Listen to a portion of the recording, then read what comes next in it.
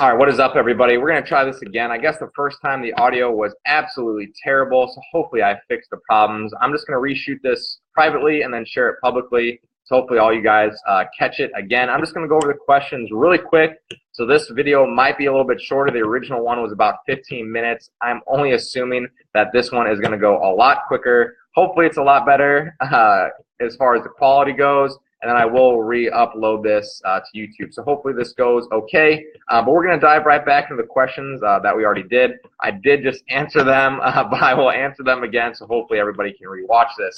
Sam asked me my go-to foods for each macro while training on the road. I said protein is protein powder for sure. Secondary would be lunch meat. Carbs would be either cereal and or granola. Fat would be nuts or peanut butter. Those are very easy to hit, and they travel very simply. Julie asked me any tips on dealing with long flights, 8 hours or more, or adjusting to different time zones. So for long flights, I try to stay as active as possible, stay awake, and try to work through it. Do something productive. Don't just sit there and stew. I actually don't recommend eating a ton just because you're not going to be burning a lot of calories, obviously, and you should eat, a bigger meal when you get off the plane. I tend to feel a little bit uncomfortable if I eat a large meal, while I'm traveling. That goes for road trips also. So I tend to eat smaller on the plane, mainly just snacks, maybe a protein shake, and then when I get to my destination, I eat more. As far as adjusting to time zones, staying awake is a big thing for me while traveling. I try not to sleep as much as possible because I feel like that kind of throws your body's, cycle off a little bit. So I try to stay awake, and then as soon as you get to your location, if it is, many time zones away, I would recommend, trying to get on their schedule, even if it's forcing yourself to go to bed or forcing yourself to stay awake, vice versa. Just try to get your body, on that time frame as quickly as possible, and you'll feel a lot better. Garrett asked, do I have any suggestions while staying on track and training during the Arnold if the hotel doesn't have a microwave? So what I told Garrett was that, really, you could eat your meals cold. I know that doesn't sound too great. Core actually brings our own microwave to the Arnold, to our booth. So we're going to have a microwave there to heat up our meals. But, you could always fall back on the foods that I brought up earlier, or the protein powder. We always bring a ton of that. I bring like a jar of peanut butter, maybe some bagels, just to get my calories in very quickly. From micronutrients, it's not necessarily the best, but hey, you'll still hit your macros for the day, and I'm pretty sure you will survive, a few extra days of not getting your macros in.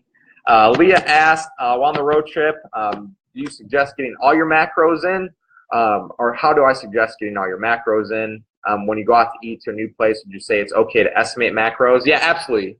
Estimate your macros to the best of your abilities. I don't personally recommend eating a ton while you're traveling. I just feel like it just doesn't sit well with me. It doesn't digest well just because I'm not very active.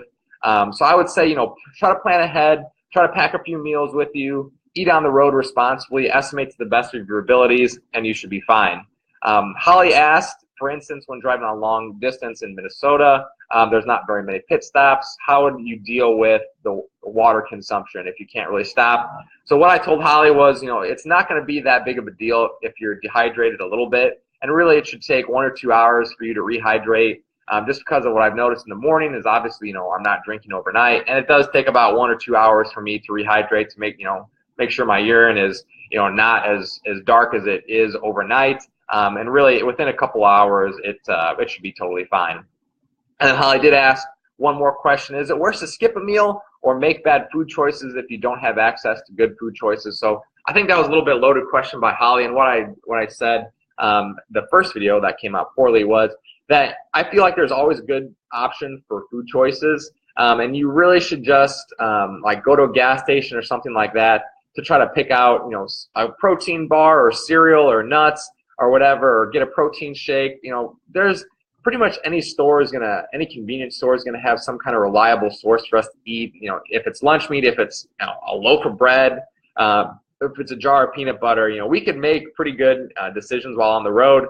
There's always Subways, even there's McDonald's that has decent food that you could pick to hit your macros responsibly. And the one last question I did have came from Jen on Instagram and said how to handle training while traveling. And to sum up this, what I said before was basically try to schedule an off day if you are traveling. If you have to travel multiple days in a row, try to hit a lighter body part like arms or delts or chest on that day. And then more importantly, if you're traveling multiple days in a row, one thing to focus on would be, or if you're traveling all the time, let's say, one thing to focus on would be like sticking to dumbbell movements, sticking to cable movements, or sticking to barbell movements, just because those are easier to keep track of, easier to progress on. You don't have to worry about specific machines, going from station to station and hoping that they track the same, hoping that they're at the same angle.